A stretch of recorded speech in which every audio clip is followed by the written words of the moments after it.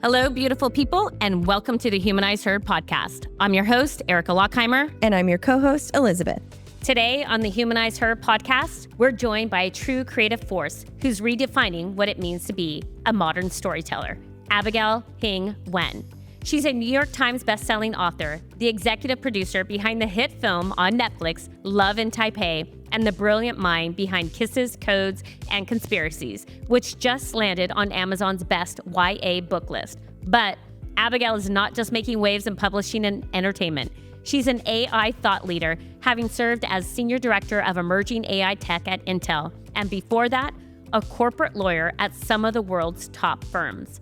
Her journey from Harvard and Columbia to Silicon Valley to Hollywood is a testament of the power of curiosity, reinvention, and following your own voice. And today, we're going to talk about all of it. Let's dive in. This episode of HumanizeHer is brought to you by BitGo, our inaugural sponsor. At HumanizeHer, we believe in empowerment and financial literacy for everyone. Just like we raise the bar for women in leadership, BitGo raises the bar for digital asset security, protecting billions in transactions with trust and transparency. Thank you, BitGo, for supporting women's voices. Welcome to HumanizeHer, Abigail. So amazing to have you here. We're so fantastic. Yes. Oh, thank you so much for having me. I love what you guys are doing. Thank you. This was fun because we actually got to do cool research. And we had a slumber party last night watching your movie. we did. Thank you for watching. It was so good. It was so really cute. good. Oh, so glad you guys enjoyed it. And you'll be happy to know, got the book, got the Audible, and we listened to the movie. Yeah. So try to hit on all three. Thank but I know you. there's more work that we need to do, and we'll talk about that. So, but what I'm excited about you, not only what you're doing now, but like your path and your journey is pretty cool. Like you went on the path to be a lawyer, also a path in the tech industry, and then now book author and also in the film industry. I mean, I just don't understand how to compute all these things. And so we want to get to know a little bit about you. So can you just like untangle that a little bit and walk through your career journey so we get to know you a little bit more, and then we're going to get into all the details. Yeah, no, absolutely. So I kind of joke that the reason why I've had such a long and varied career is that I didn't have a book deal. So I wrote in obscurity for 10 years before breaking out, and actually buried 4 novels on the way to Loveboat, Taipei. So during that time, like not making any money, like writing books that don't sell. So I had a career. And I think also it was like, I just didn't know I could be an author. So it took me a while to figure out, oh, this is actually who I am and what I really want to do. So you originally, that was your path to be an author, but it just didn't go successfully for you. I didn't know. So my authorship path began actually when I was thinking about becoming a law professor. So I had done everything to do that. I'd gone to Columbia Law School, clerked on the DC Circuit Court of Appeals, and then I even wrote an article, a student note that won this national award. And it was as fantasy novel as could be. It was an article called Suing the Sovereign Servant. And it was about the servants of like foreign royalty that come to the United States. And if their servants do bad acts, like do they have immunity? And really that was as close as I could get to writing a fantasy novel about staying within the law. And anyway, so the next step would have been to write an article and go on the market. And I just could not bring myself to write this legal article. It felt like 5 people would read it. It would not move the needle for anything. And also I just actually felt like the golden age of law had passed. It passed in the War in Court when that was where all the interesting legal developments were, the innovative things. So it wasn't exciting to me, but I had this idea for a fantasy novel swimming around in my head. And my husband was like, you're so excited about this novel. Why don't you just try it? And it's a little like telling someone like, oh, you want to build a rocket ship? Why don't you just try it? Try it. Yeah. That's a great plan. Yeah, it felt really daunting, but I did. I tried it. I was actually... I was pregnant with my second child, and so I knew I was going to go on maternity leave for 6 months, and I used that time to write the novel, and it just came pouring out of me. And that's when I realized, oh, wow, maybe there's really something here. And at that point, I didn't even know I was a creative person. So it was really just very, very beginning stages for me. So that was my first novel, high fantasy, middle grade. What was it called? It was called Foxstone. It's not in the world. My agent actually, there's another story, but my agent still loves it and wants me to write it at some point, but I have so many other projects in the meantime. So hopefully eventually I will bring that one out again. Resurrect it. Yeah. Yeah. So was it like a release then of just writing? It was like a release. I was like, wow, it came out. And then my friends read it overnight. So they're like, wow, this is really good. And I didn't know, and so I sent it out in the world, and I got a bunch of rejections, and there was an agent who snail mailed it back to me, marked it up. She said, I really think there's something here. So I revised it for her and she turned me down, but it was an encouragement. It was like, okay, there was something there. And actually 10 years later, she became my Loveboat Taipei agent. So that's amazing. Wow. yeah, I ended up paying forward. I have a question. So you said that you wrote 4 novels, like 4 full novels, That and I had then to bury. buried them. What I had does to that bury mean? them. So they Like, some did people, you get a shovel? Or are they literally somewhere? Where are yes, they? there's a grave There's a outside my grave yard. outside. The novel graveyard. Yeah, okay, Oh gosh, that's so different. Other people call it like the closet novel or the drawer novel, rather. Like you put it in the drawer and you never let it see the light of day again. So I wrote 4 novels. So that Foxstone was my first. My second was a international thriller. My third was kind of this like time travel thing that didn't work. I couldn't get the time travel part to work. So I buried that, but that one's actually coming back probably as my 7th or 8th novel. But Loveboat Taipei was the first to be published. Okay, And just so my I understand, breakout. like the process of like when you release something and it gets rejected, does that mean like the human, like we can't buy it anywhere, or like right. what? So I never I don't know what published that means. it. Yeah, and I didn't want to self-publish. I really did. Okay. As I buried more novels, my friends, who were so supportive, some of them were like, well, why don't you try like considering self-publishing, or maybe, I was represented by big agencies that for them, it was about money. And so they only subbed my work to the biggest editors at the biggest publishing houses. And so it was like, well, why don't you try like a smaller editor at a big publishing house, or even like a smaller like imprint or a smaller publishing house, period. And so I think if Loveboat Taipei had not broken out when it did, I probably would have self-published that one, because I felt really strongly about this one. It was my 5th. It did get rejected at version 25, but once I redid the whole thing, I knew it was really unique and different. And it's about like a unique cultural experience in the Asian American community that hadn't been told yet. So I think I would have self-published it if I hadn't gone through the gates on that one. But you could still go back and do it if you want to, right? Yeah. Self-publish? Other ones. Oh. If you wanted to. Yeah, so I think the good news is like most of them are finding homes now. So yeah. Wow, congratulations. Yeah. It's amazing. And when you have to rewrite something, so like you said, you rewrote the whole thing, there's still the same kind of bare bones storyline, and then you just evolve characters more, or how's that? A bit. So with Loveboat, I mean, every book is different, but Loveboat Taipei, I originally wrote it from 5 points of view, and you'll recognize all the characters. It's Ever, Sophie, Rick, Xavier, and Jenna, Rick's ex-girlfriend. And I didn't know what was wrong with it, because I still didn't know what a novel was, really. It was 120,000 words, and it felt really shallow. And I couldn't figure out why. And then finally I understood there was too much story for one novel. So I scrapped that 120,000 word tome, and I rewrote the entire thing from Ever's point of view only. But because I'd done all this work of basically writing the novel 5 times from 5 points of view, that's why the characters came out so well-rounded, because you actually need to do that work as an author. And I did it on accident. So all the extra story ended up becoming book 2. So that's now a trilogy. There's Loveboat Taipei, Loveboat Reunion, which follows Sophie and Xavier, and then Loveboat Forever, which takes place 6 years later following the younger sister. Oh my goodness, we can't wait to continue watching, which is fantastic. But I want to go back to just like understand, you said you were on maternity leave, you wrote this novel. And so how did you decide to actually leave, and what were you doing during that time? And then we'll get to the rest of the things in the book. So after like I wrote that novel, we moved out from the East Coast to the West Coast. Okay. My husband's in tech, and so I just kind of came and stayed under the radar for a couple of years raising my kids, and I wrote a second novel. And so around that point, I was like, I really need to go back to the law firm to finish my training, because God forbid something happened to my spouse, then I needed to be able to support my family. I had 2 little kids. So I did join the law firm. I went back to Gibson Dunn. I wanted a West Coast law firm.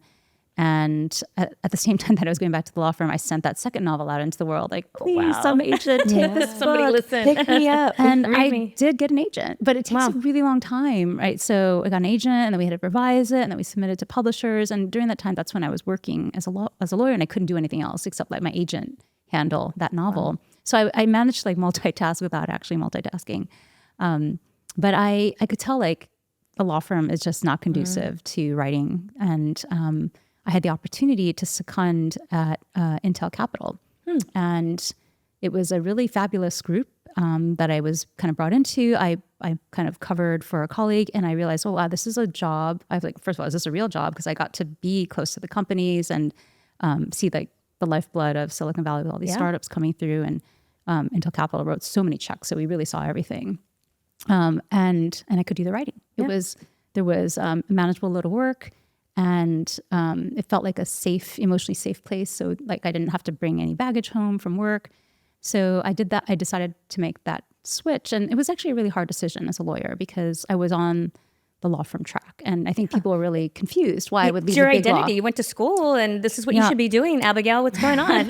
So I left the big law firm track to go in-house, which felt like retiring at the time, but it also felt like it meant I would get to spend time with my kids and I would get to do the writing. And so I did that for the next, I think, 7 to 10 years. And my friend Deb Liu, who is fabulous, one of the people that you should have on this at some point. I remember she's talked about this, and I think we did a couple panels where we talked about it too, where like when you have kids, like your career plateaus. And so there are a lot of women who have this experience and are like, as we were coming through the ranks, but we didn't know. Like we just did not get promoted for 7 years. And so that's what happened to me. I had the same exact title for the next 7 years, I think. But I didn't, when you're a mom with kids, like it doesn't matter. You're like, just trying to get everything going and running done. on that treadmill and just make it all work. Yeah. So it really wasn't until like 7 years later, I looked up and I'm like, oh, I have the same title. I'm the lowest paid in my group. And I found out that I'm doing twice as much work I closed twice as many deals as actually my entire team.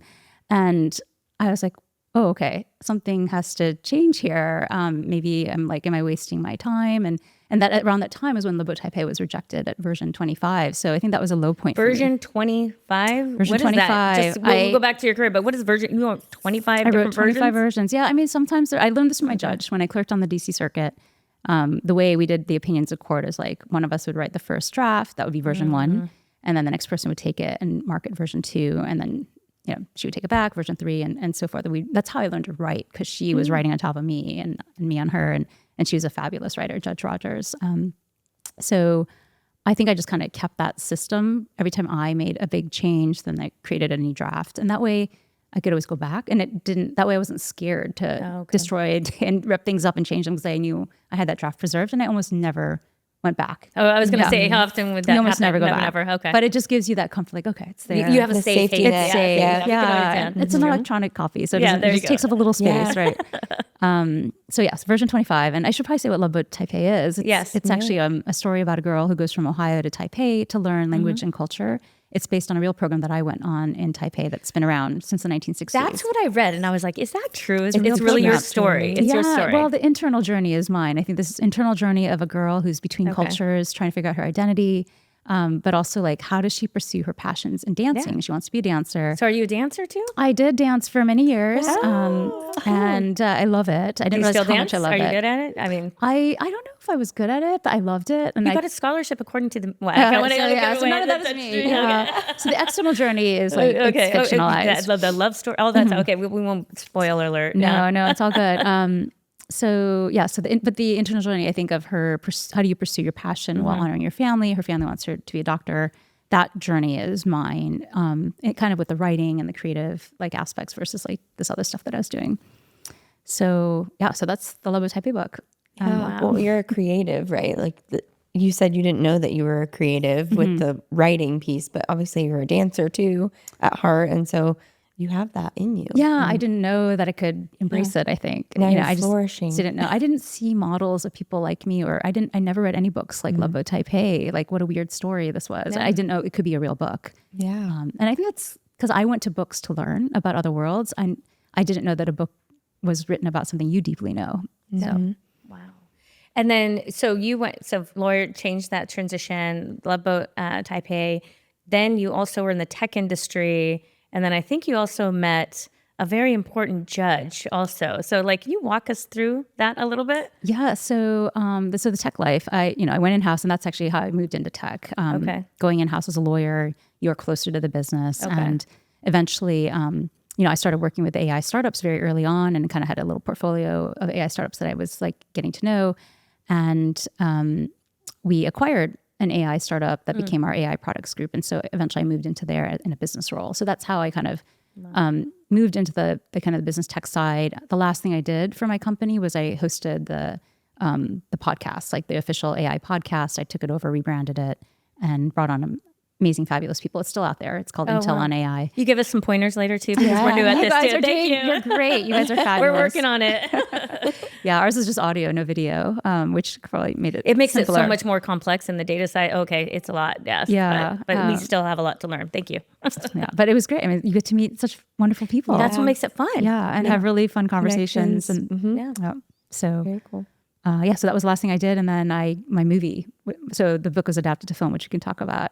But it was when we greenlit the movie. That's when I left the corporate world. Wow. Was that hard? No, at that point I should have left sooner.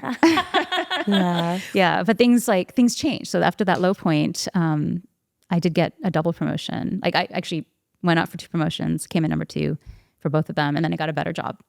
And so that's when everything kind of turned. I got a better job. Loveboat Taipei got picked up, and then it was made into a movie. So things all kind of just And shifted. then you're like, and when you say you should have left sooner, like what does that mean? I think things started going well in my corporate job. So it was rewarding. I really loved my team in the AI space, and so I think the relationships are really hard to leave. Yeah. And then there's a part of me too, like, it's risky to go off and do this other thing, as we all know, and it's even more risky to make movies than to do a startup.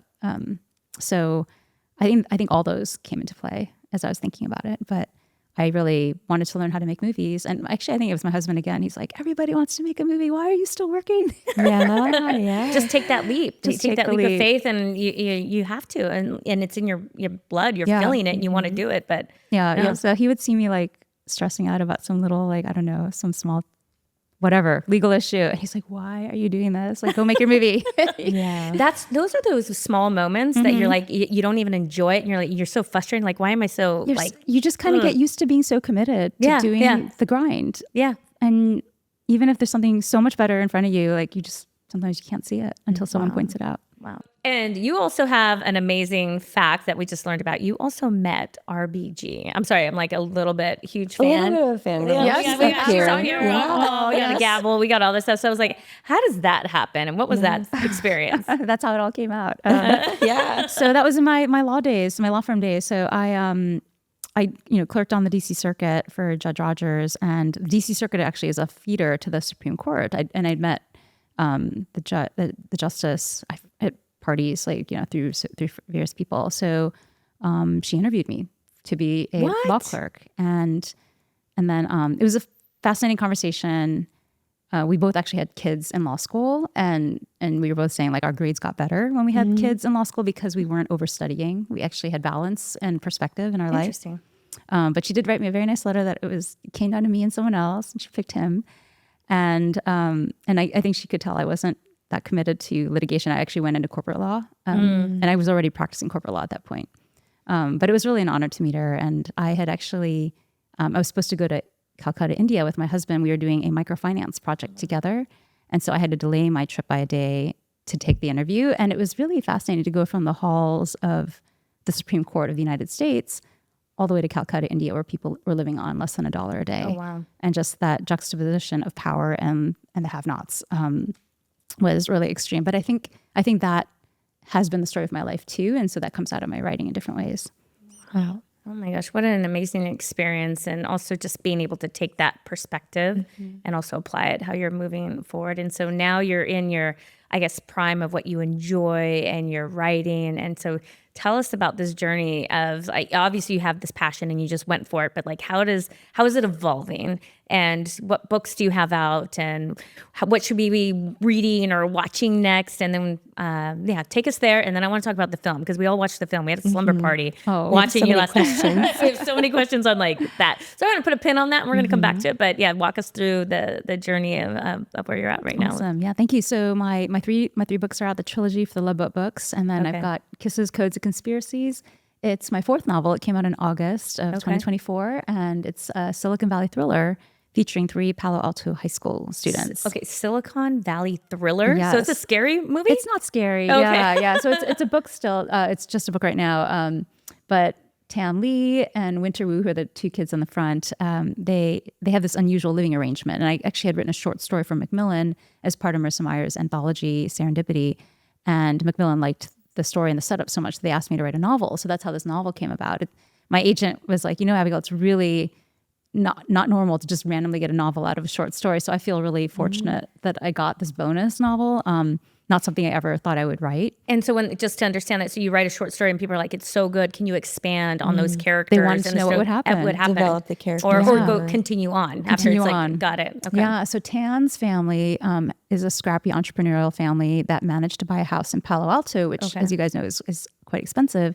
They're able to afford a house in Palo Alto because they're renting out the back rooms, and they happen to rent it out to Winter Wu and her recently widowed mother. And so Tan and Winter are both students at Palo Alto High School. And people call them the odd couple because they go to school together and back.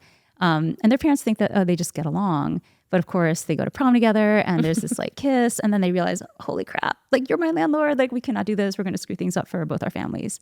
So they agree to stay away from each other. But their clueless parents decide to go off to Hawaii together to celebrate Winter's mother's graduation from law school, nighttime law school. And they leave the two of them together to babysit Tan's younger sister, Sana, 6-year-old Sana. So they're like, crap, now we have to play house together for a week. Well, with a little family. Kid, yeah. Family. So they like figure it out. They're going to like divide and conquer. They're going to stay away from each other. And then, of course, like his ex-girlfriend, Rebecca, who's in the back, she is the heiress, a billionaire heiress from Shanghai. She comes knocking on his door and she has stolen a bunch of cryptocurrencies from her father. You don't know the cryptocurrencies yet. You just know she's being chased for some reason. But she's stolen a bunch of cryptocurrencies from her father. She's running away and she needs to like pawn off these. She needs to unlock it, basically, unlock the cryptocurrencies. So, but they're being chased. She's being chased. And so now all of them are being chased by these international thugs that are after this money. And so that's the thriller aspect of it. They get to go on this journey. Palo Alto kids at the center of like a crypto. Fun story. You mixed it all it's all together. in there. It's all in there. and so what's the codes? Is that reference to crypto? Yes. Got it. Okay. Yeah. So Tan is like, it takes me a while as I'm writing a story to understand what's the internal journey, which is really the driving force of any novel. And I realized as I was writing it that Tan's journey was imposter syndrome. Like he doesn't realize how good he is, which I think is very common for people who grew up surrounded by other really incredible people, as like all these kids do in Silicon Valley. And as we do, as like, you know, working in Silicon Valley, there's just so many amazing people here. So he doesn't realize how good he is. He cannot get off his butt to apply to his dream job with the CIA because he's like, he doesn't want to get rejected anymore. Actually, like the backstory of this, his ex-girlfriend like totally dropped him. And he just knew he wasn't good enough for her billionaire family. So but she comes running over when she's in trouble. She does come back, absolutely. So that journey of like, it takes him being the target of this international heist for him to finally find the courage to realize like, hey, I've got some chops and I can do things with my chops. And then she helps with it. Yeah. So Winter is very grounded. Her father passed away, so she has always known that life is short. Okay, so we're Team Winter probably when we're definitely Team Winter. Everyone is Team Winter. Yeah. Unlike the Loveboat books. Loveboat, yeah. I definitely had the split fan base on that one. Yeah. I was gonna say some people we were all mixed, but I think she ended up in a good place. Yeah. We went back and forth. We went back and forth a couple times. Back and forth a little bit. Yeah. It was good. But these names, Winter, Ever, is there something with the unique names? I think I just like unique names. I kind of collect them everywhere. So my fifth book that's coming, there's a girl named Piper. And I remember meeting someone named Piper. I'm like, oh, I really like that name. So yeah, I love it. Yeah. My daughter has a friend named Piper and I thought, oh, that's unique. Yeah. That's cute. Yeah. I do like them. That's cute. Okay. So yeah. Okay. So then now I also just want to get in your brain a little bit. I know that's not possible, but how do you even come up with these stories? How, and you also mentioned Marissa Mayer in there a little bit. We didn't tease that apart too, but how, with the storytelling and then deciding to make more of a novel, how does that evolution happen? Yeah. So as it turns out, I've been telling stories my whole life. I just didn't know. So as a kid, I would tell stories to my younger brother and sister, and they tell me that they would sneak into my room and I would just regale them all night. So there are always stories of kids on adventures in worlds without adults, and so that forces the kids to be innovative and have fortitude, and there's no one to help them. They have to help themselves. And at some point in my journey, not very long ago, I finally realized, oh, all my novels are that way. It's like kids in a world without adults, especially this one, because it's codes and conspiracy. So this one's dedicated to my siblings, because I'm like, here's the group story. That's what we call them, the group stories, because it would be a bunch of our friends and cousins and on adventures together.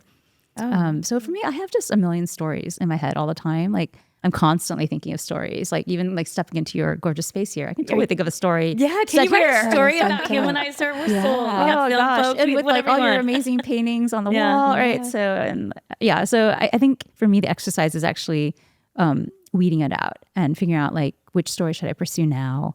And a lot of little stories, like a novel is like a million ideas, right? So which idea belongs in which novel? So when I was first starting out, I mentioned that 120,000 word novel. That's before I knew like I could write more novels. And so everything was going into one novel. But now that I understand, like I have multiple projects, I have buckets and buckets of different projects now. So when I get an idea, I usually slot it in somewhere and like this very long list on my iPhone. And over time, like it just kind of noodle on it and cultivate it and they pull the threads together. And that's how the novel ends up forming. I was going to ask you how you keep track of all the amazing ideas that pop in your head. Like, do you have a book with you? But you just I write it all down on my phone. On your phone, because it may be you're in the car or whatever. You voice just need to capture. So you do voice recording a lot. Yeah, and right now I'm drafting. Let's see. So my 5th novel's coming. 6 is done and being illustrated. I'm drafting 7. No, 8. Yeah, number 8. My 7th novel. I have a picture book. So that one is a little bit more focused now because I'm like, okay, I'm deliberately drafting. It's not just about random ideas coming to me. And so that one, I do like a combination of research that inspires me and just allowing myself to like dig deeper into like the key emotional points of the story. Got it. So you have a whole bunch of ideas and then you just decide I'm going to go one at a time and just go drill in and then just start writing and researching. Okay. How do you focus yourself? Like the world is so busy and noisy, right? Like especially with something this huge where Loveboat Taipei, Love in Taipei is booming, and I'm sure you're getting tons of fan mail and people wanting you and asking for your time, interviews, things thank like you this. Again. But how do you juggle that and like cancel the noise so you can truly focus on your projects? Right. Yeah. So I do write in the mornings generally, so I try to protect that time from meetings as much as possible. So I write like kids, go to school, then 9 to 12, 9 to 1 o'clock, and most writers actually can only write about 3 hours a day. That's true for like Stephen King, for Philip Pullman, like 3 hours of solid writing a day and then 3 hours of something else. Like some people read. For me, I do the producing, directing, filmmaking work and take meetings at that point. And those things don't require as much focus and like deep dives. And so that's worked. But I have found like even with this new novel that I'm drafting, it's actually pieces of my 3rd novel that I buried. I want to know where this real site is. You got to post those behind the scenes. I had to. I pivoted that book. Like it was supposed to be time travel that I couldn't get to work, and so now it's no longer time travel, but it works in a different way. So that one, I am starting to feel like I might need to go on a retreat because it's so big. I think of that one as my magnum opus. It is. I've traveled to 50 countries, and so I've drawn stories from all over the world, but also found like the similarities across people. And a big part of my thesis of what I'm trying to do is to bridge cultures, to bridge people, to bridge the haves and the have-nots, to bridge the tech divide with people who create technology and people who fear technology, and even like in the faith community, like people who have who believe in a bigger universe and others who are skeptical. So with those 50 countries, like thinking through like what causes conflict, what are the sources of conflict, what would it take to get to a place where we could have peace. So all that I think is like what I studied in college at Harvard too, international relations. And so all that is going into this book.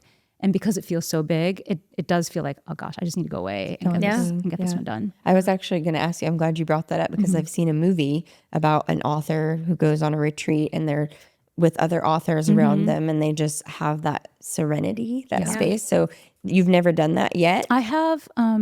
So my younger child, Andromeda, is a composer and wanted to study a year in Austria. So between the launch of, I think it was my 2nd novel and my 3rd Loveboat novel and the launch of the movie, I had this year to be anywhere because I'd left my job, my corporate job. So I got to be the accompanying parent. And I finished 2 novels while I was in Vienna, over that year. Wow, fantastic. And so you've made some of these accomplishments on your book. I want to also understand like the business side of it. Like how is it going? It's like it's one thing to like live your passion and continue forward, but when you launch a book and is it a matter of like how many books you sell on Amazon? Like how does it work? Yeah, well, it all builds together and it's all important. So, the big definitely book sales matter. Yeah. And so getting the word out, pre-orders really matter. So, my fifth novel is coming September 17th. And so pre-orders for that book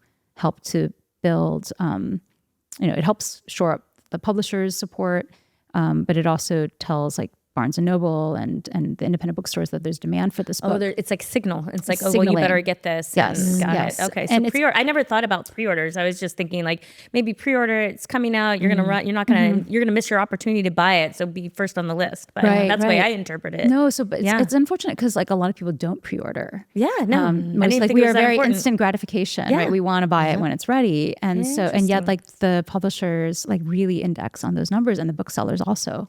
Why would they index on something that we're just as a normal consumer? I'm not aware of that. Yeah, no, absolutely. So I'm always getting word out. Please pre-order the book. Okay, what do we need to pre-order? Pre-order. So the Vale, I can grab it. Okay, is this unveiling something? This is unveiling. Yeah. So the Vale is my fifth novel. This is, I mentioned, the fourth to be buried. But I wrote this right before Loveboat Taipei, and so I think in some ways I love this. I love this more because it was an earlier. It's like your OG book. Earlier child, I guess. Yeah. Wow. So it was actually my creative thesis when I was in my MFA program. What? And it's a story about an inventor in Silicon Valley, an inventor family that's on the spectrum, and they create this virtual fantasy world that's powered by AI generation. And it's actually clean AI. I wrote this book in 2015, so it was long before a decade before ahead of everything. A decade before AI generation became a buzzword, but it is an AI generated. It's AI generation, but it's clean AI because it's all built and based on their own materials and trained on non-copyrighted works. And so, but at the time I wrote it, it was too early. The people that made decisions were like, "What the hell is this? Like, we can't get behind this." And confusing. So I buried it and never saw the light of day, never went out to any publishers. But I'm so thrilled that I get to publish it now, and it's coming out September 17th. Wow. And there's a short film prequel attached to it. Short film already?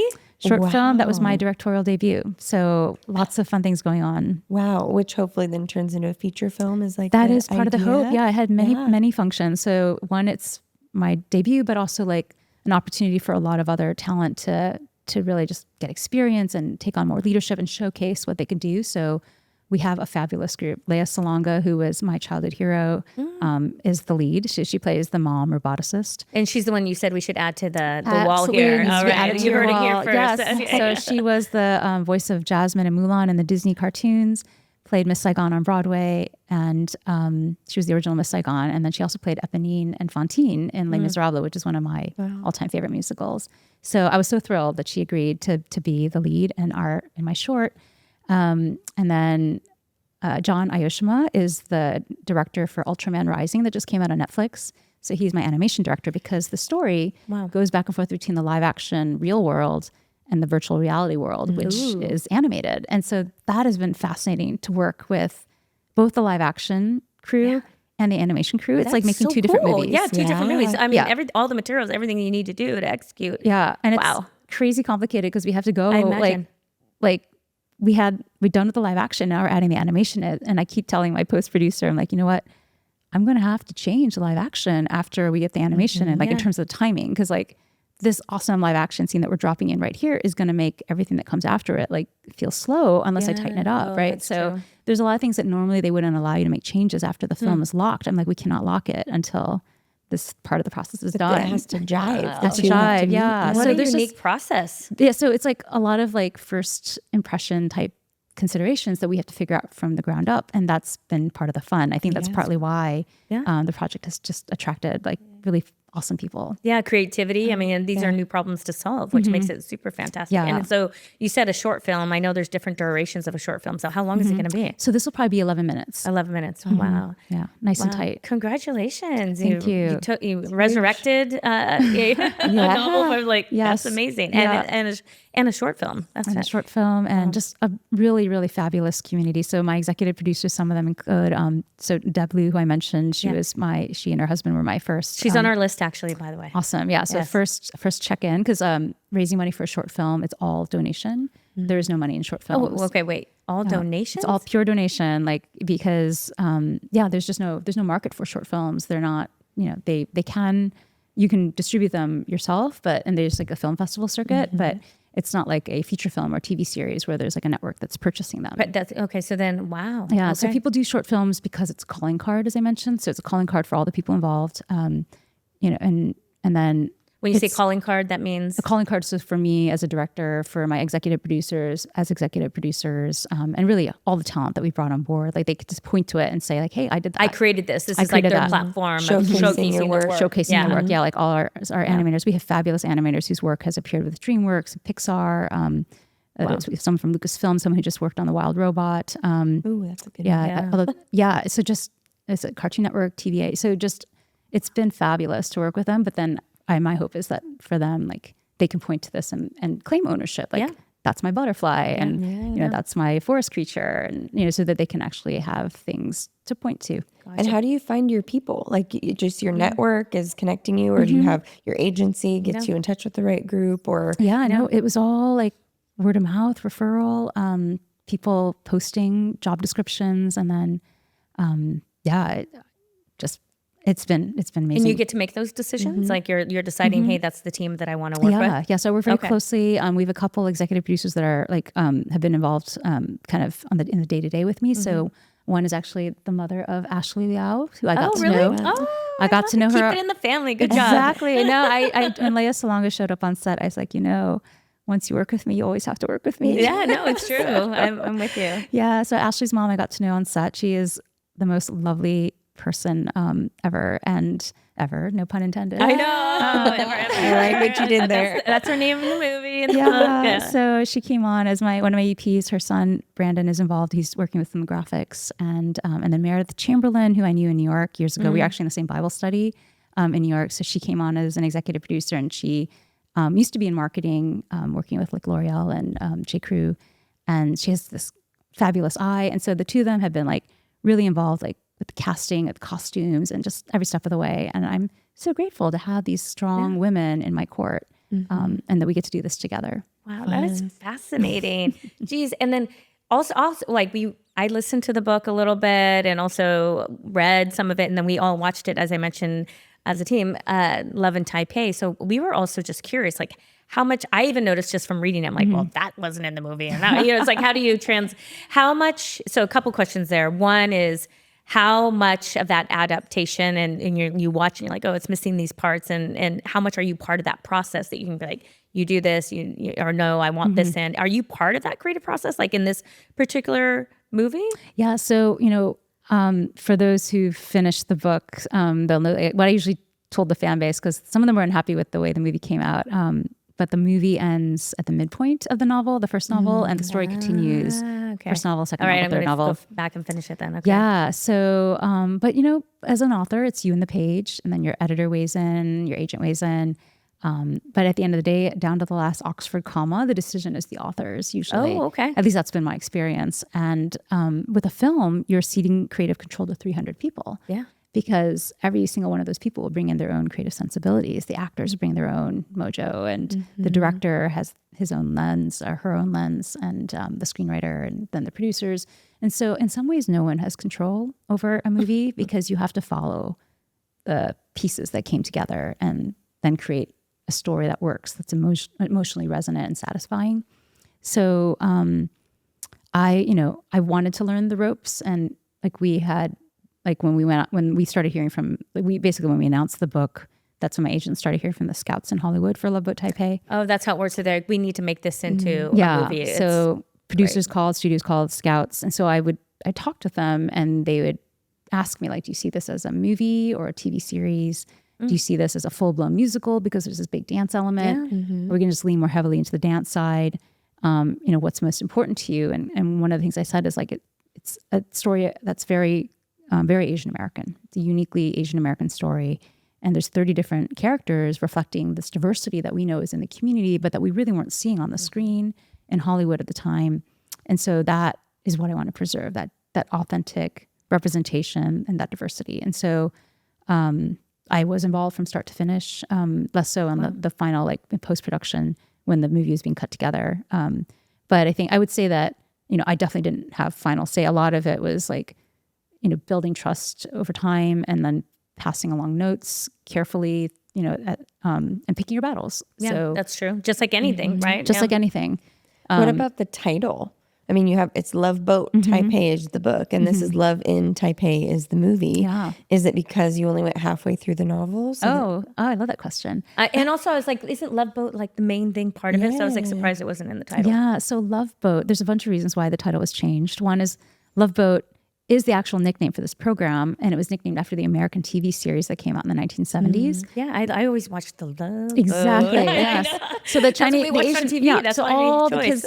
kids that went on this program nicknamed it the Loveboat because you'd go and have like these Yeah, romantic yeah. relationships. And it's like a big hookup culture, right? So, so writing the book and calling it Loveboat was fine. There's no copyright issues or trademark issues with the TV series because they're two different mediums.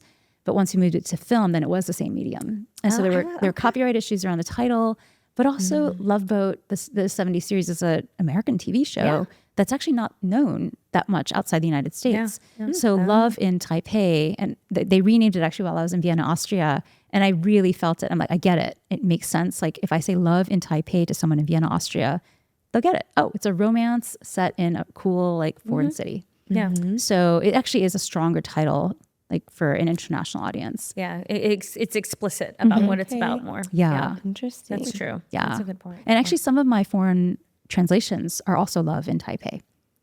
So so not all of them have kept the title of it. And I think in France, France I think is Love in Taiwan, Amour à Taiwan. And that's just to make it more relevant to their audience. To their audience. Yeah, Okay. All right. yeah. I was thinking I think Loveboat Brazil is everywhere. even Adventures in Taiwan, Adventures in Taipei, and then the second book is called Return to Taipei. And there's another one, Summer of Love. Right. So like the titles are all have quite one varied. title and it's the same everywhere. Yeah, I But think you adapt most it of to them- something different. most of them try to include Loveboat Taipei, the English title, as well as their like local language title, which I thought was interesting. Yeah. Super interesting. Yeah. Wow. IQ went up on this already. Thank you very much. But they keep illustrations and things the same pretty Most much of for them the cover. did. The and- Russian cover is different. That one has like, I think a snake because of the snake blood sake. And it looks like a club. Like it looks like the outdoor of some like really fun nightclub. And Brazil redid the drawing. So it's a different illustration of the girl. But the Hungarian cover is really different. The characters are on it still, but they're like a different artist. But most of the other ones, I think, did keep the original cover. It's interesting. I didn't know that. I know. I didn't. I had no idea. Yeah. Yeah. And even Paramount, I was so grateful when they followed the cover and that really helps with branding. Like to your question about the business side, consistency, right? Yeah, so that people can discover. Like it's harder on the book to be discovered now that the movie is called Love in Taipei. Yeah. So the fact that they followed the branding, like even the font is kind of similar. Okay. That all was really helpful. Yeah, because I was confused. I'm like, wait, this is what it looks like in the at Barnes and Noble, Yeah. and then here I'm trying to find it on Netflix. Yeah. Wow, congratulations. Geez, exciting. okay, so I also have another twist on we're learning. So we want to learn also like how AI is, changing the way you write. Are you embracing it? Are you using it? Does it take away the creative process? Like, how are you feeling about it? And then also, because you also know the space in AI, I mean, also the book. And Absolutely. So Right. So where we are with AI right now is that it writes the average, or it creates like the average image. And, that's by design. It's trained on the corpus of everything that's been written that the modelers have been able to get their hands on. So I find that it's pretty good at structure. So but I don't think the copyright issues have been worked out yet. They eventually will get worked out, but they haven't. So I never use AI in anything that's for profit or that's going to be published. But what I have found it helpful for is like drafting, or even if I'm recommending to other people, you can do like expense reports, recommendation letters, draft an email. And then sometimes I will use it to help brainstorm ideas or do research, because that's actually quite good at that type of research. And you have to check it because it's not always accurate.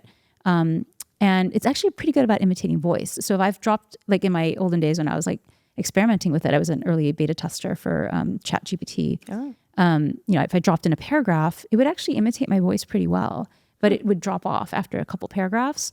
And what I would take away from those things is structure. Like it would pick up stuff in that paragraph that I dropped and mention the dad again. I'm like, oh, yeah, I guess she could actually say something else about the dad. It wouldn't be the right thing, but it would tell me it's kind of like a critique partner where they would reflect back to me what I've written. And so that kind of allowed me to very quickly just get a little bit of feedback. Like it's like drop the paragraph in, spit something back at me. I'm like, oh, okay, yeah, that's interesting. Let me play with that a little bit. And I usually do that just if I get stuck. Like you actually, like you're writing, I don't know, a chapter of a book. Like, will you put that in and be like, this is how I'm feeling, and put some prompts in and see if it will give you something back? But you start with the foundation of your thoughts, your story, and you use it in that way. Yeah, but I'm also very careful to change the settings so that it doesn't train on my work, because I don't want it to train on my work and then somebody else goes out to the world. And then someone else gets like my high concept, right? Yeah. So then your little but because sandbox, basically, so Abigail's sandbox. My sandbox. But I do think that people need to be very careful, because sometimes those settings change and suddenly they are training on your data. So I think I am actually pretty careful not to drop too much in. But if I actually have to be careful. I talk to my AI chat, like a friend. I'm giving it too much information. She names it Rosie. Oh yeah, it is helpful. Yeah, it does get to know you. But it makes you realize like what you have to be careful what you're giving in. Yeah. So if I have a script that's pretty far along, I actually have tried dropping the whole thing in, but it usually can't read the whole thing, and just like, what do you think of this script? And sometimes it just kind of, again, it's like reflecting back. It mentions this character or that, and it helps me with like this explosive brain, like it explodes it more. But I like that because it helps to kind of generate. And then I find it most helpful actually as I was making my short film, and helping me to storyboard. So I can kind of piece together some images, and I can create like 1,000 images really fast and go through and like, okay, I like this, I like that, I don't like this, and use them as reference images, like, so I can communicate internally with my team. But again, none of that ever ends up in the final film. It doesn't. Okay. Yeah. Final film is all human generated. Yeah. All human generated, super clean, all the things. Yeah. Yeah. Wow. Oh my goodness. We're so excited. So we have to get more books. We have to have the short film. We have to do pre-orders. I'm trying to think of all the things that we need to do. What else are we missing? Everyone pre-order The Veil. The Veil. That's the one. September 17th. This one. September 17th. And then and then the short film, when do we get to watch that? So sign up for my newsletter, actually. And I'll be like letting people know. So my newsletter, you can get on my website, www.abigailhingwen.com. in there. Okay. Yeah. And, or you can just email me at, my assistant is assist@abigailhingwen.com, and she can get you onto the mailing list. And I'll let people know, like there's going to be screenings, there'll be a book tour. And so, depending where you are in the country, hopefully there'll be something near you that you can come to. We have to go. Yes. Yeah. So let us know how to support. We can have a community, whatever you want us to do. Yeah. So we need to watch all this. And then we continue to support you by also watching the movie. That helps buying the movie, drive up the counter. Okay, Audible, that all that stuff is helpful. It's all helpful, yeah. Like purchasing the books, and then rating the books. Okay. Yeah, for some reason, like the community does not tend to rate. I get a lot of DMs and not a lot of ratings. So, but the ratings, like they do help the algorithm push the books out further to more audience. And so, I think we're really trying to get people to rate this book in particular, Kisses, Codes, and Conspiracies, because it's new. It was a USA Today bestseller, and it was an Amazon editor's pick for best YA book of the month. But like ratings are still pretty slim. Ratings are just, there's that cognitive overload, or it's not pushed, it's not there. It's like another action. It's not easy. But like you said, you're on Instagram, you're getting all these DMs. I love. You're like, can you just put it into a rating, please? Yeah, or even reviews. That's how you love me. Rate me. Please put it on. And so the other part is like a lot of my buyers were not on Amazon. So I think sometimes Amazon doesn't allow you to rate if you didn't buy it on Amazon. But like, the independent bookstores, I think they sold a lot of books. And so, but I think can you do something on your website where it's like you could just rate, or that's not, you have to tie it to a purchase? I think I've heard people manage to get ratings on, I don't know. even if they didn't get it through. I'm just trying to strategize and figure out this acceleration plan for you. I know, really. No, if you can crack the code for me, I'd be so grateful. Right. I think it's possible. We're going to figure this Someone out. out there must know. This is not my forte. Yeah, we have a calling. Anybody want to help us here? Yeah. You're making it your forte, though. That's what's so freaking cool. Amazon and Goodreads ratings, like I just like, that's like the thing of my existence. But yes, more ratings there would be really helpful. And IMDb and Rotten Tomatoes for the movie. Okay, got it. All right, Rotten Tomatoes, we got it. IMDb.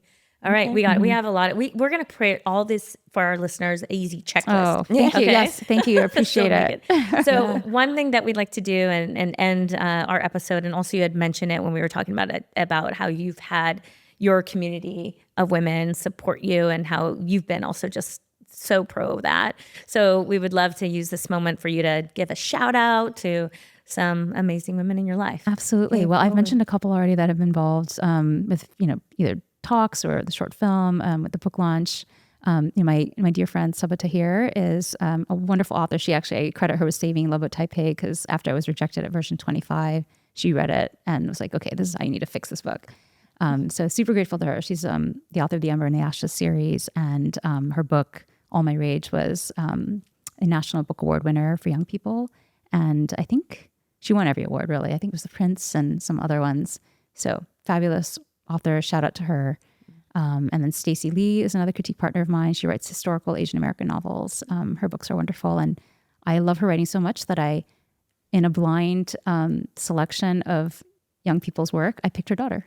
Oh, it was completely blind. Wow, and amazing. So her daughter messaged me, she's like, you picked me. I was the judge for it. That's So sweet. Yeah. Her writing style came through. I guess it did. I'm just like, I resonate with this piece. Yeah. I didn't even know her daughter was part of the batch. Wow. Beautiful. Awesome. Well, thank you so much. We're so thankful for you being on the show with us, Abigail, and we're going to get all the things out there for you. But thank you so much for spending your time and giving us all this feedback, and we learned a ton also. So thank you for that. Oh, thank you. Thank you so much for everything that you're doing for women and for the world. Yeah. Awesome. All right. We look forward to seeing way more from you. Yeah. We expect a lot. Series. Yeah. Thank you. All right. For Thank now, you. that's a wrap. That's a wrap. Yay. Humanize Her would not be possible without the crew behind the scenes. Ash Blodgett, our director and creative producer, for guiding us with expertise, creativity, and passion. Becky Davis, our talented director of photography and creative producer, for bringing our stories to life with stunning visuals. And Kristen West, our director of brand and design, for creating an emotional brand identity. To our listeners, we're on this journey together, and we love hearing how this podcast has helped you. It keeps us going, so please keep sending us your stories to her@humanizeher.com to be featured in upcoming episodes. And if you'd like to help us with this movement, please support by rating and subscribing. Until next time.